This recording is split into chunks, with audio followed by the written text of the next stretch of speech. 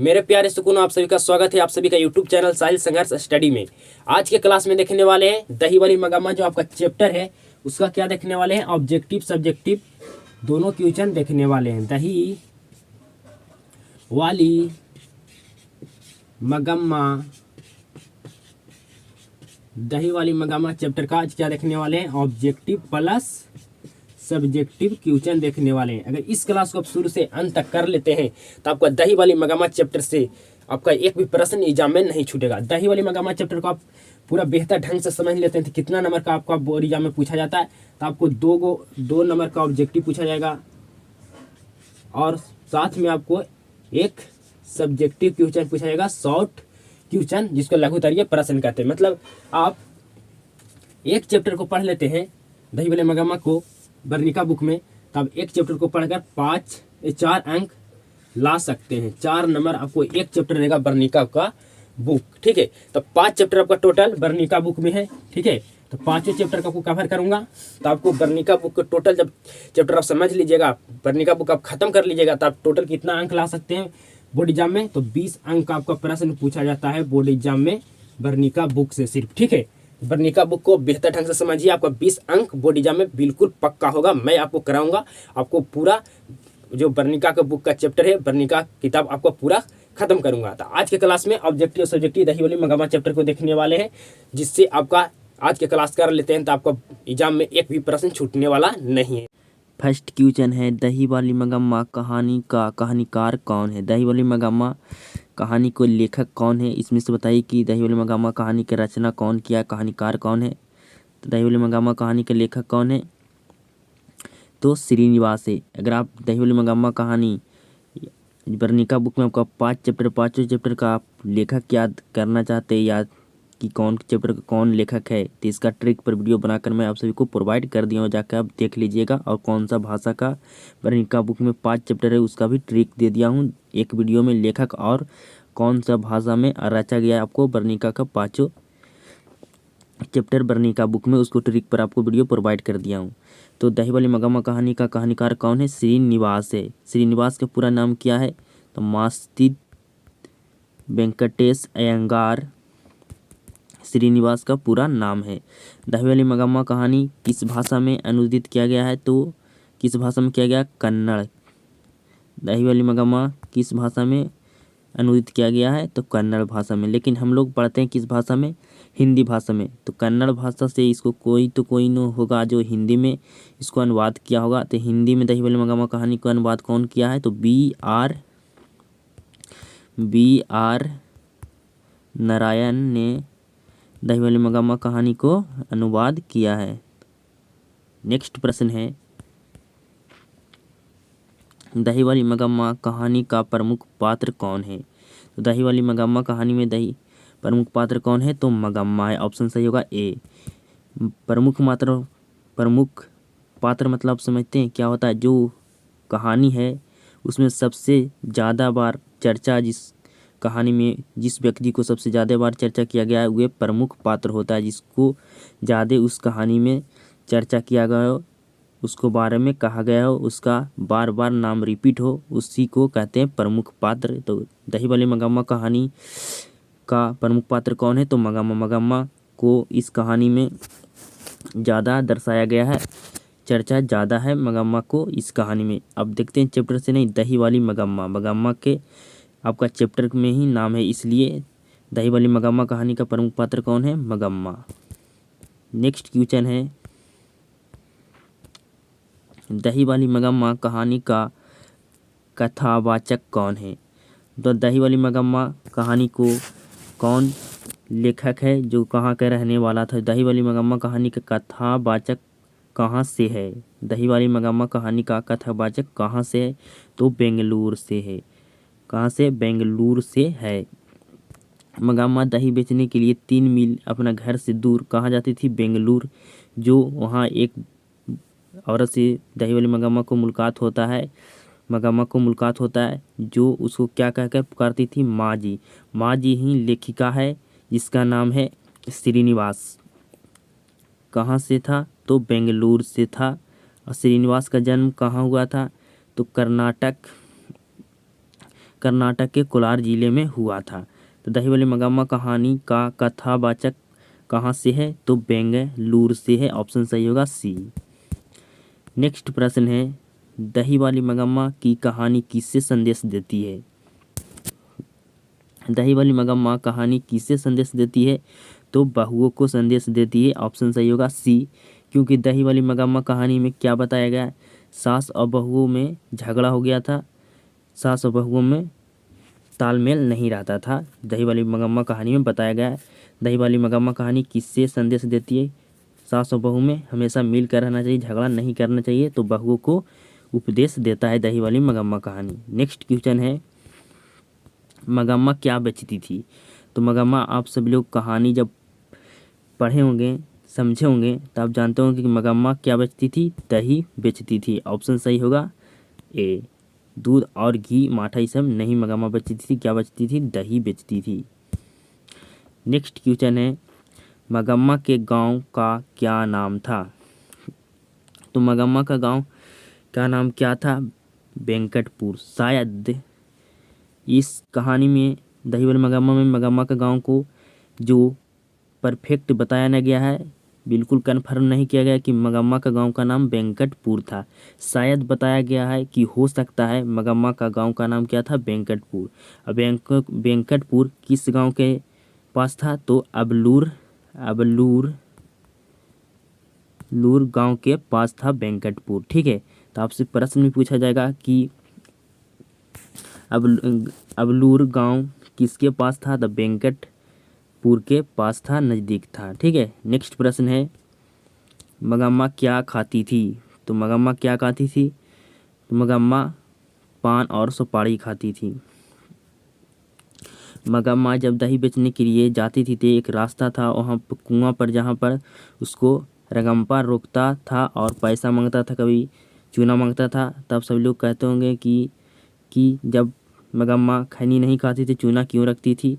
तो मगम्मा खैनी नहीं खाती थी, क्या खाती थी? पान और सुपारी। जब दही बेचने के लिए माँ जी से मुलाकात करती थी, जब बेंगलुरु जाती थी दही बेचने के लिए, तो माँ जी के पास बैठकर ये पान सुपारी खाती थी मगम्मा। नेक्स्ट इसका आंसर क्या होगा? इसका उत्तर क्या होगा? मगम्मा क्या खाती थी? तो पान सुपारी खाती थी। ऑप्शन सही होगा आपका ए। नेक्स्ट प्रश्न है, मगम्मा ने बेटे से अलग होने का कहा आज सुबह से, शाम से, दोपहर से। जब मगम्मा की बहू नजम्मा अपने बच्चे को किसी बात को लेकर जब पीट रहा था, तो मगम्मा को देखा न गया, तब नजम्मा जो उसका बहू था मगम्मा को, तो मगम्मा अपने बहू से कहा, क्यों ये राक्षसी बच्चे को क्यों पीट रही है? तो मगम्मा की बहू नजम्मा ने मगम्मा को उल्टा सीधा सुना दिया, उसी को पर चढ़ बैठी। तो मगम्मा ने कहा, नजम्मा अपनी बहू से, कि आने दो बेटे को, तुम्हें शिकायत करता हूँ, डांट खिलाता हूँ। तो जब बेटा आया तो मगम्मा का बेटा बोला, क्या माँ, अब मेरी पत्नी को अपने बच्चे का डांटने का हक नहीं है? तो मगम्मा बोला, क्या हम तुमको बोझ लगते हैं? क्या हमें अलग बनाकर खाना पड़ेगा? तो मगम्मा का बेटा ने कहा, अगर आप ऐसा सोचती है तो आप अलग बनाकर खा सकती है। तो कब से कहा था कि मगम्मा अलग होने कहा था कि कब से खाना बनाएंगे? तो आज दोपहर से। कब से? दोपहर से। तो ऑप्शन सही होगा सी। मगम्मा अलग होकर खाना कब से बनाने लगी थी? तो आज दोपहर से। तो आपको ऑप्शन क्या होगा? सी सही। नेक्स्ट प्रश्न है, मगम्मा किस कपड़े की ब्लाउज पहनना चाहती थी? तो जब सास और बहू से झगड़ा हो गया था, मगम्मा जब अपने बेटे और बहू से अलग हो गया था, तो मगम्मा जो भी दही बेचती थी उसके पास पैसा बच जाती थी। तो उसने माँ जी को देखा मखमल को ब्लाउज पहने हुए, तो माँ जी से पूछा मगम्मा कि माँ जी, मखमल का ब्लाउज कितने रुपये में आता है? तो मगम्मा को बताया माँ जी कि मखमल का ब्लाउज 8 रुपया में आता है। तो मगम्मा का ब्लाउज लाकर माँ जी के पास ही दर्जी से सिला लिया और मखमल का ब्लाउज पहनने लगा। तो मगम्मा क्या का ब्लाउज पहनना चाहती थी? तो मखमल का ब्लाउज पहनना चाहती थी। ऑप्शन सही होगा आपका बी। कितना रुपया का मखमल का ब्लाउज मगम्मा बनाकर लाई थी, खरीद कर लाई थी?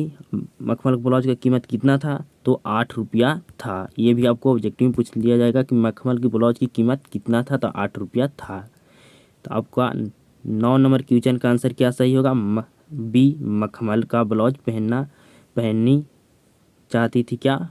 मगम्मा मखमल का ब्लाउज पहनना चाहती थी। नेक्स्ट प्रश्न है, रंगम्पा कहाँ का रहने वाला था?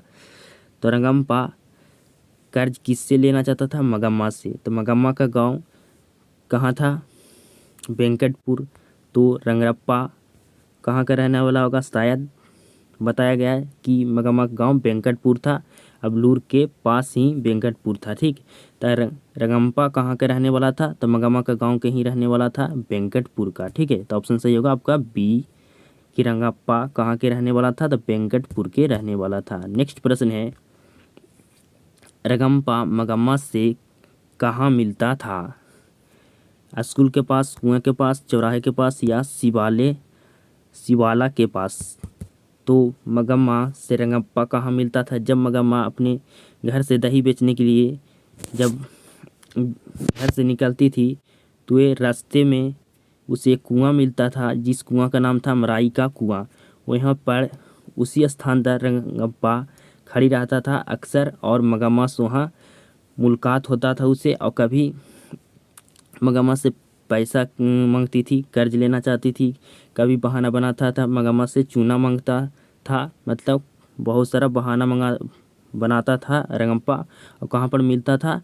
तो जब रास्ते से जाता था तो उसको एक कुआं रास्ते में मिलता था, अमराई के कुएं के पास रंगप्पा मगम्मा से मिलता था। तो कहाँ मिलता था? कुएं के पास।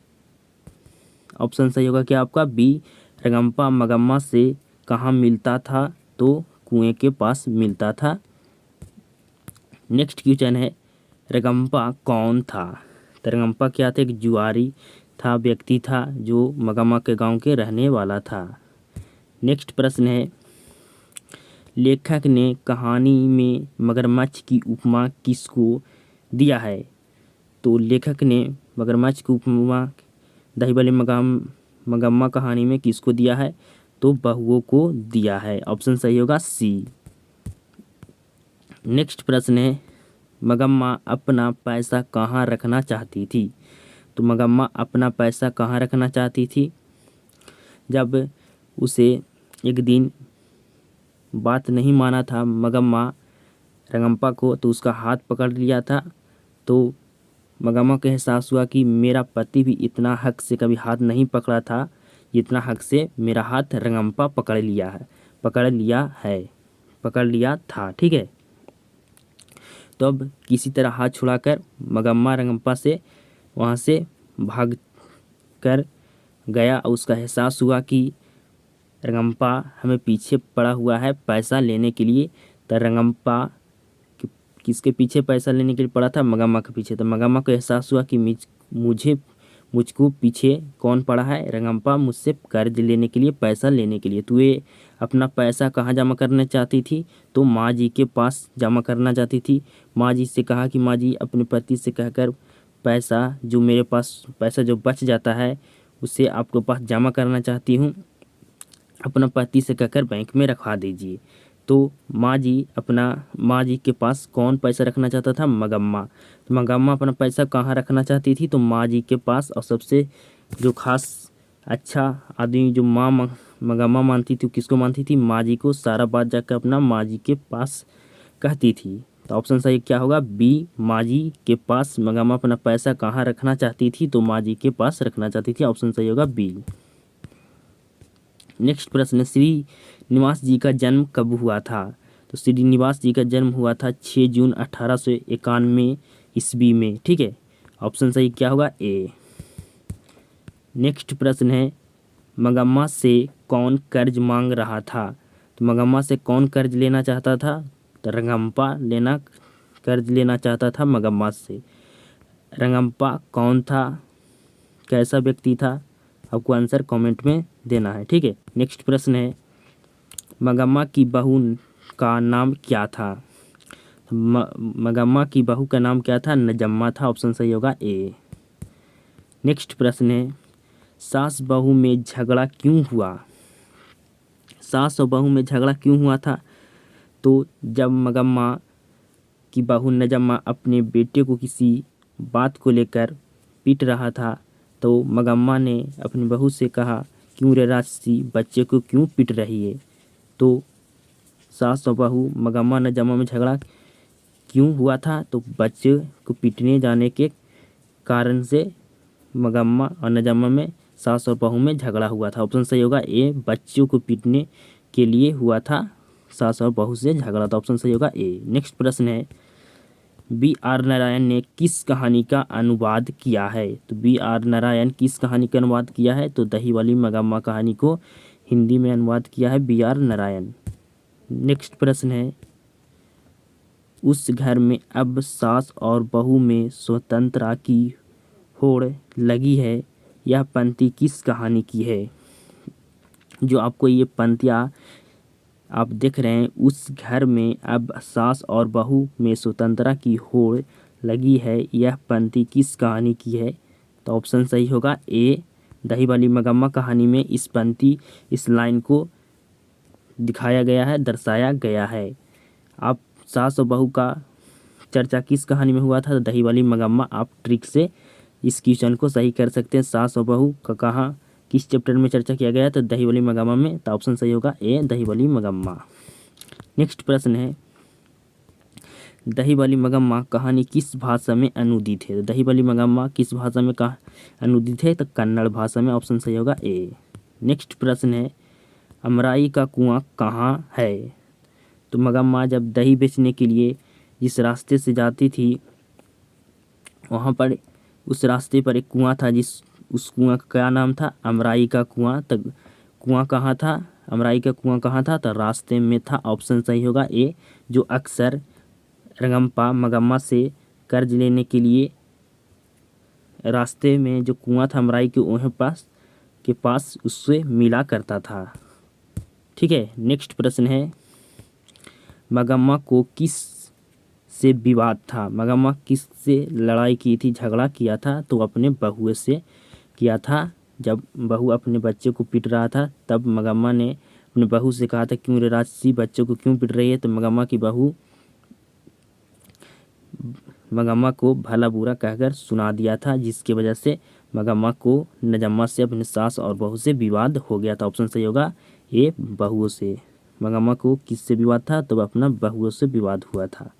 नेक्स्ट प्रश्न है, नजम्मा मगम्मा की कौन थी। नजम्मा मगम्मा की कौन थी। तो नजम्मा मगम्मा की कौन थी, तो नजम्मा मगम्मा की कौन थी, तो बहू थी। नेक्स्ट प्रश्न है, क्यों रे राक्षसी, इस छोटे से बच्चे को क्यों पीट रही है, किसने कहा है। किसने कहा था कि क्यों रे राक्षसी, इस छोटे बच्चे को क्यों पीट रही है। तो मगम्मा ने कहा था, जब अपने बहू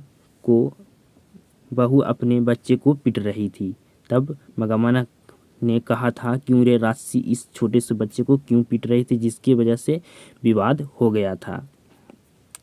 अब सब्जेक्टिव क्वेश्चन देखने वाले दही वाली मगम्मा चैप्टर से आपका 5 से 6 अब सब्जेक्टिव क्वेश्चन होगा, जो आपको एग्जाम के लिए काफ़ी ज़्यादा इंपॉर्टेंट होगा। आपका एक भी प्रश्न नहीं छूटेगा, सब्जेक्टिव ना ऑब्जेक्टिव। ठीक है। अब देखते हैं सब्जेक्टिव क्वेश्चन। मगम्मा का अपनी बहू के साथ किस बात को लेकर विवाद था।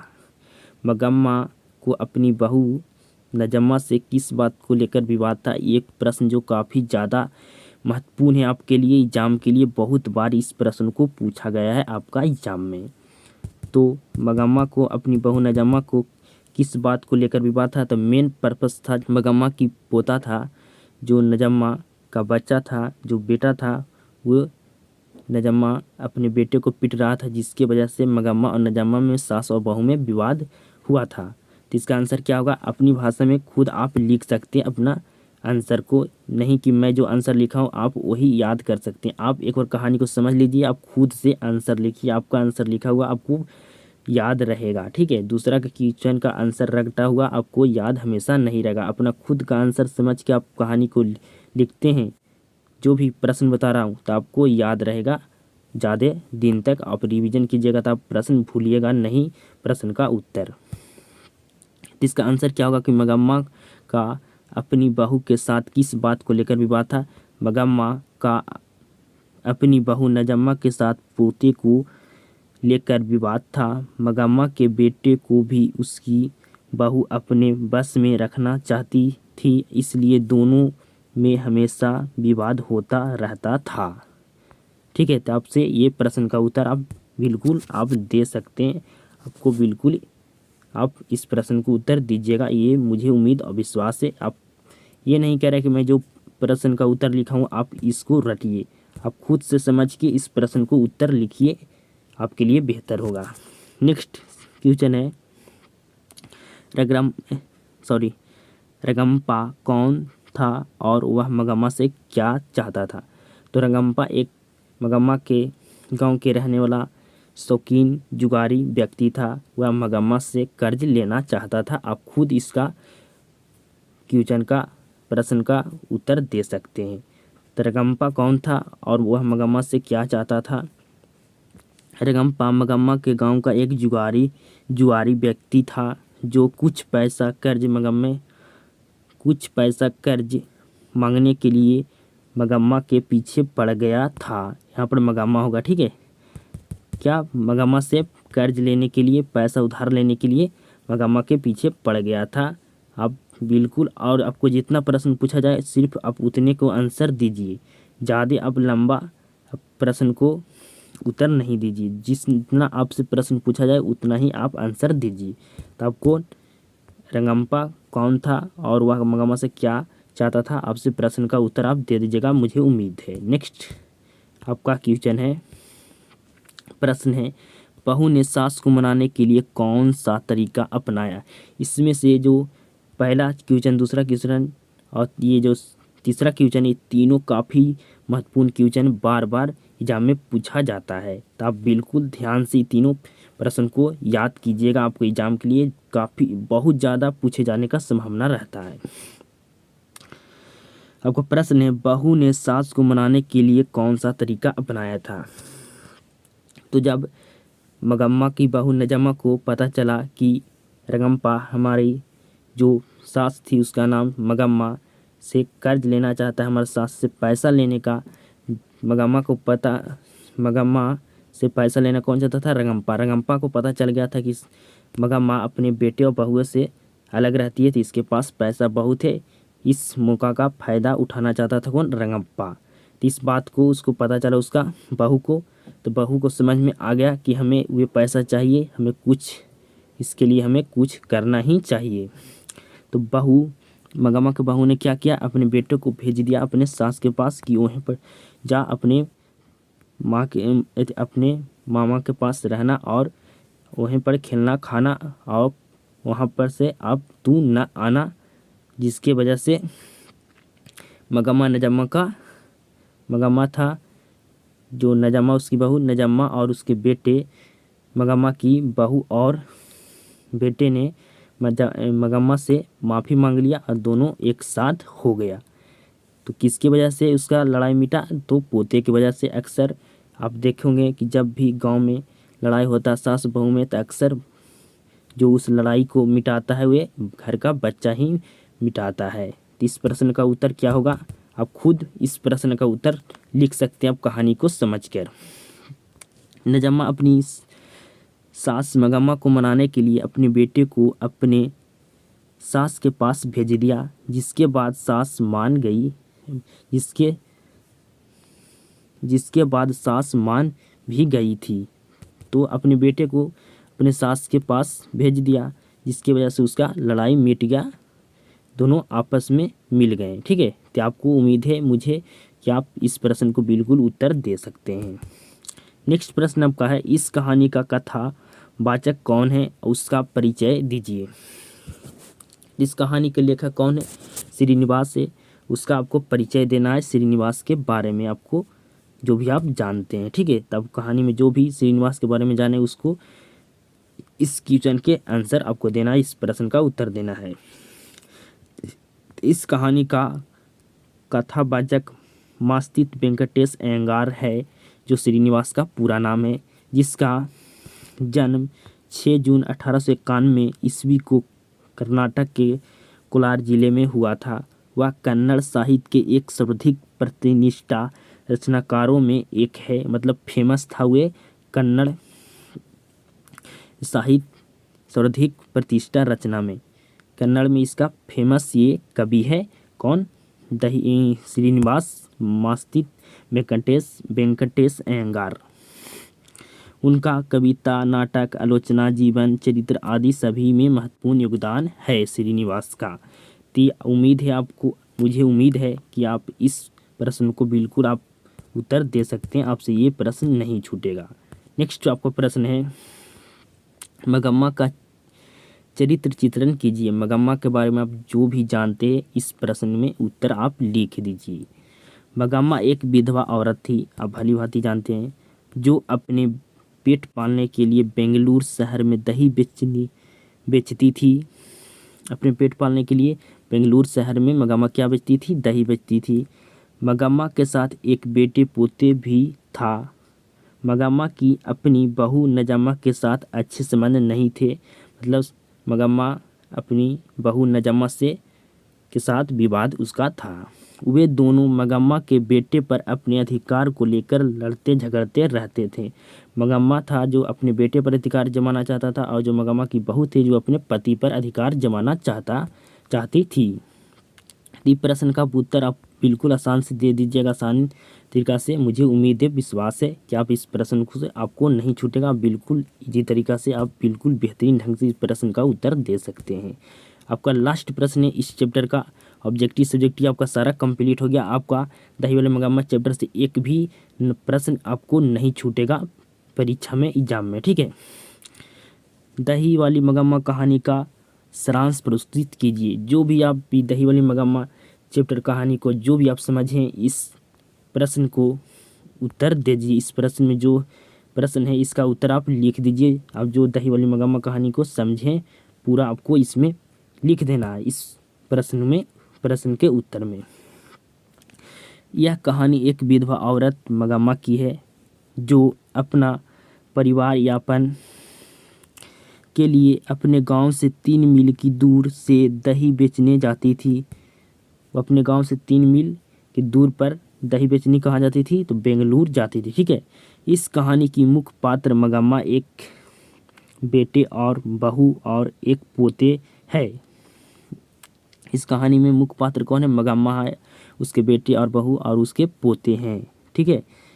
मगम्मा दही बेचकर जो भी पैसा कमाती थी उसका उपयोग घर के कार्यों में करती थी।